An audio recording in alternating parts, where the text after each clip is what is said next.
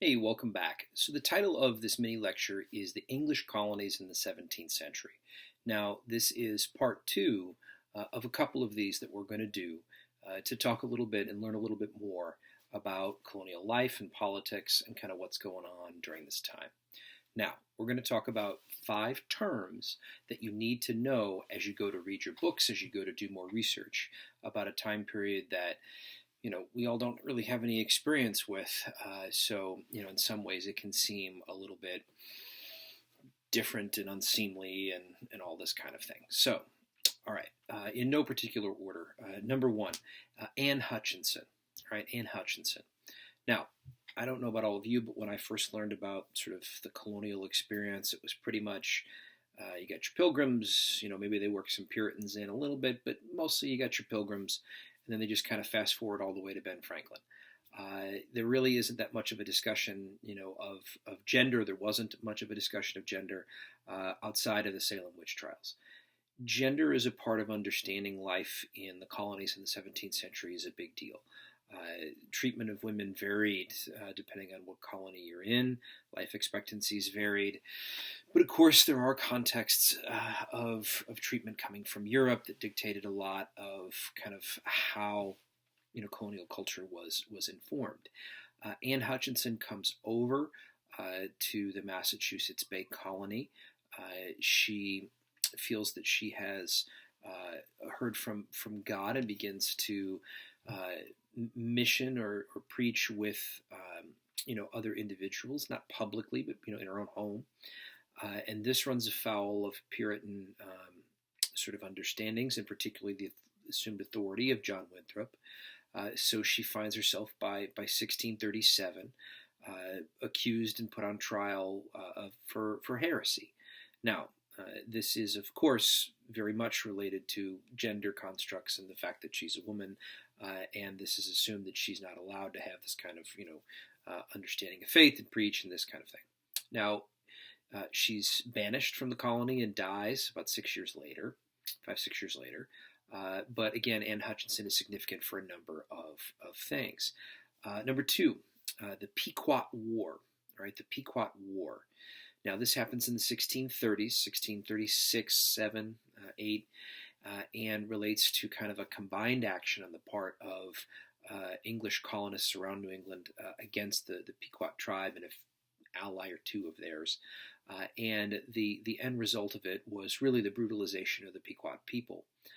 Some scholars have debated whether or not it should be considered to be a genocide. And either way, it clearly demonstrates that while the common story often is that Spanish, they treat indigenous people bad, English, because, Squanto's cool, treat indigenous people awesome, that's not true, okay? That's not particularly the case. Much of the story of the 17th century when it came to English or European colonists and their treatment of indigenous peoples across, or Native Americans across the Atlantic coastline and all these communities that they're in, is typically not a good one. It is one, many cases, of eradication. It is one of violence. It is one of war. It is one of brutality. Which brings us to the third point, which is something called King Philip's War. This is fought in the mid-1670s. There was these periodic conflicts that existed against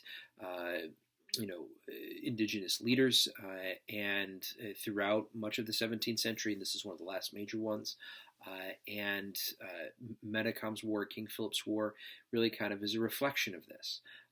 His forces are eventually kind of cut off, and it's pretty brutal how they kind of go after the public here. But again, this happens in the mid-1670s. The fourth point for us is going to be the Navigation Acts. Now, the Navigation Acts begin in the mid-17th century. These are passed by the British Parliament. And the big thing that they do is they lay out what British economic policy is going to be. It's going to be relatively restrictive in that, if you want to do trading with the English colonies, you're going to have to kind of follow these rules. And these Navigation Acts kind of articulate what mercantilism is going to be in practice, at least on paper. Now, in reality, the Navigation Acts, there were a lot of workarounds, and eventually, it's good for us to note, hint, hint, that some of the basic practices and policies kind of started with the Navigation Acts, and there'll be more of them over time, will kind of set the stage for this whole political discussion over trade and taxation in the 1760s and 70s with the Revolution. All right, 5. The Anglo-Dutch Wars. So again, North America in the 17th century is a place where empires are kind of looking at it going, ooh.